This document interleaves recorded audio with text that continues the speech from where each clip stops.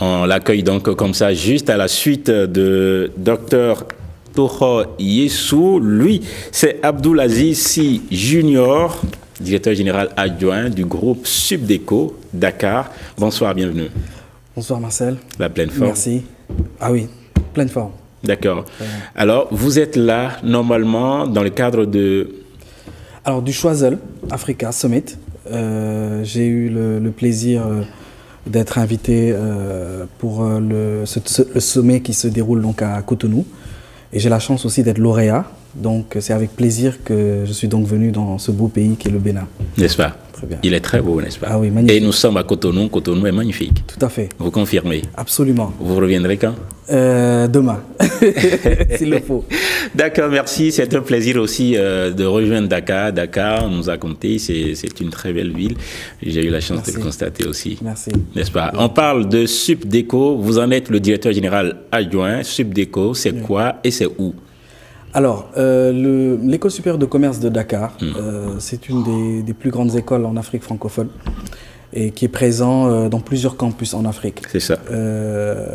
Donc nous sommes présents d'abord au Sénégal dans 4 villes, 4 grandes villes, et puis présents en Gambie, à Djibouti, et dans d'autres pays à venir. Ce sont des projets que nous sommes en train de mettre en place. Nous avons appris que vous, personnellement, vous avez évolué dans des secteurs variés avant de rejoindre l'enseignement supérieur. Parlez-nous de vos motivations à rejoindre Subdeco. Tout à fait. Alors, moi, j'ai eu la chance de faire mes études en France et ensuite en Angleterre, à Londres, où j'ai fait la University of London, où j'étais diplômé en finance. J'ai ensuite pu rejoindre la City et travailler dans un cabinet de conseil en macroéconomie. Et après, j'ai nourri le vœu de rentrer au Sénégal pour contribuer au développement de mon pays, et surtout dans l'éducation et l'enseignement, qui est ma passion. C'est ça. Donc depuis 15 ans maintenant, je suis dans ce secteur, j'ai gravi les échelons jusqu'à le poste de directeur général.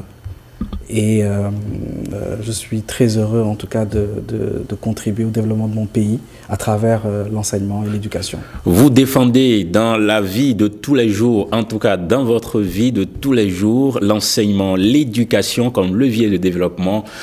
Quelle est votre vision de l'éducation pour l'avenir de ce continent? Alors, c'est très simple. Vous savez, le continent africain a à peu près 70% de sa population qui est en dessous de 35 ans. Donc c'est une chance pour nous et pas un problème. Au moment où en Occident, c'est l'inverse. Donc la pyramide des âges, où vous avez la plus grande partie de la population qui est au-dessus de 50 ans. Donc pour nous, c'est un levier de développement très important si nous nous focalisons sur la jeunesse, sur la formation, sur l'épanouissement et sur la santé, bien entendu. Et donc pour moi, cette richesse, il faut la mettre en valeur. Et la mettre en valeur comment? En donnant les outils à nos jeunes de pouvoir s'insérer dans les métiers, les métiers dont l'économie a besoin. Et je suis très heureux de voir ici au Bénin tous les efforts que le gouvernement fait pour offrir aux Béninois ces opportunités-là, grâce au développement, je dirais, stratosphérique. Parce que moi, j'étais venu il y a 10 ans. Et donc, quand vous revenez aujourd'hui? Je reviens aujourd'hui à Cotonou, je vois la transformation du pays. Et on a envie même d'accompagner cette transformation-là. Parce que les jeunes ont beaucoup d'ambition, ils ont aussi des besoins. Et nous, dans l'expertise que nous avons, nous pouvons aussi contribuer à cet effort de formation du gouvernement. Très heureux d'entendre cela, très heureux d'apprendre que je vais bientôt bénéficier de l'accompagnement. Alors, aujourd'hui, Subdeco fête ses 30 ans d'existence, c'est bien cela? C'est ça. Pour dire vrai, on a 32 ans. Okay.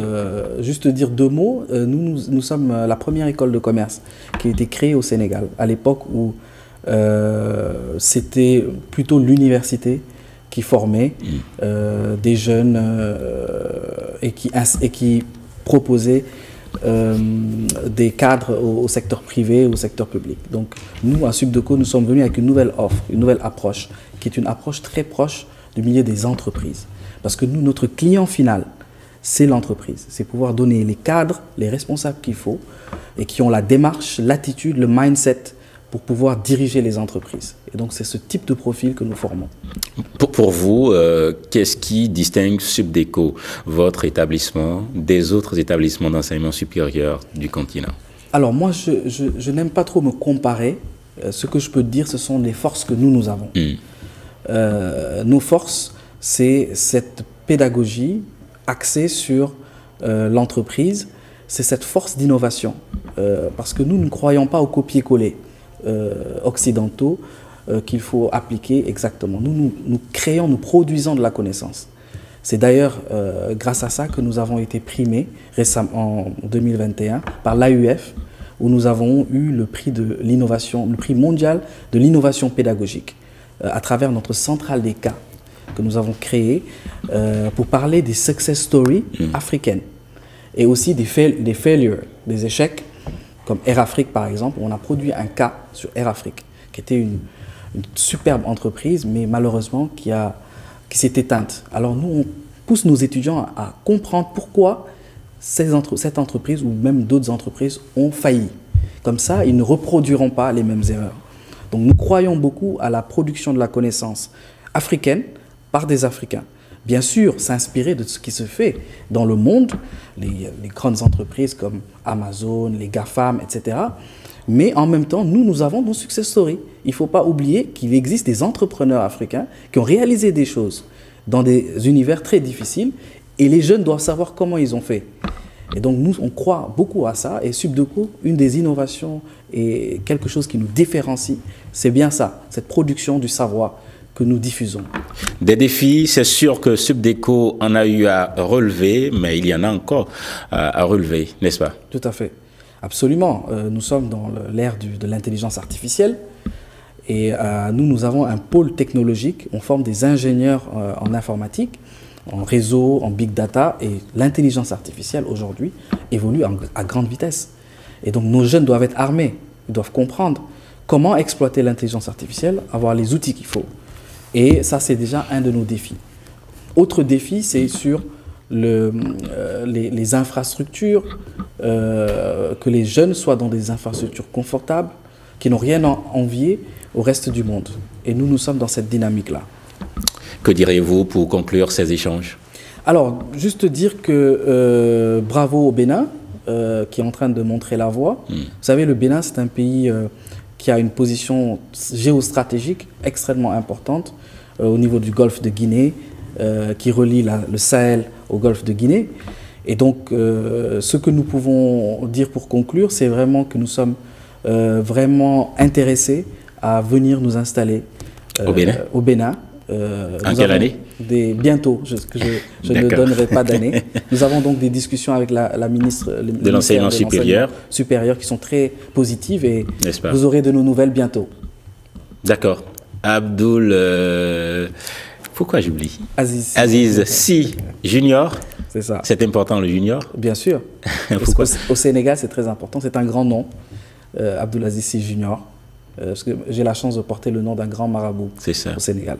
Donc le junior a son importance. Un réel plaisir d'avoir échangé avec le fils du grand marabout. Merci à vous Marcel. Et bravo pour ce que vous faites dans votre émission. Merci. À bientôt Abdoul Aziz. Merci, à bientôt. À bientôt.